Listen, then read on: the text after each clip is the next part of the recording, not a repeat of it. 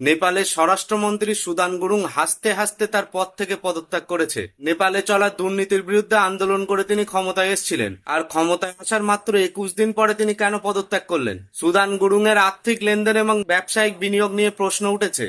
2023 সালে তিনি দুটি বীমা কোম্পানিতে অনেক টাকা বিনিয়োগ করেছিলেন। তার বিরুদ্ধে অভিযোগ উঠেছে যে এই টাকা তিনি কোথা থেকে পেয়েছেন স্পষ্টভাবে জানাননি। তাছাড়া তিনি যে কোম্পানিতে বিনিয়োগ করেছিলেন তার সাথে দীপক ভট্ট নামে একটি ব্যক্তির নাম যুক্ত, যার বিরুদ্ধে বর্তমানে মানি লন্ডারিং কেসের তদন্ত চলছে। এই বিষয়ে সুদান গুরুং জানিয়েছেন তিনি সম্পূর্ণ নির্দোষ। তার বিরুদ্ধে চলা অভিযোগের যাতে নিরপেক্ষ তদন্ত হয় সেই কারণেই তিনি পদত্যাগ করেছেন। যদিও কিছুদিন আগে তিনি নেপালের প্রাক্তন প্রধানমন্ত্রীকে গ্রেপ্তারের নির্দেশ দিয়েছিল, আর অনেকের মতে এই কারণেই তার উপরে রাজনৈতিক চাপ সৃষ্টি করা হচ্ছিল। যদিও সুদান গুরুং জানিয়েছেন যে তিনি নৈতিকতাকে ক্ষমতার উপরে রাখেন, আর মানুষের বিশ্বাস অর্জন করতেই তিনি পদত্যাগ করেছেন। আপনার এই বিষয়ে কি মতামত? এই অভিযোগ কি আসলেই সত্য, নাকি রাজনৈতিক চাপ সৃষ্টি করা?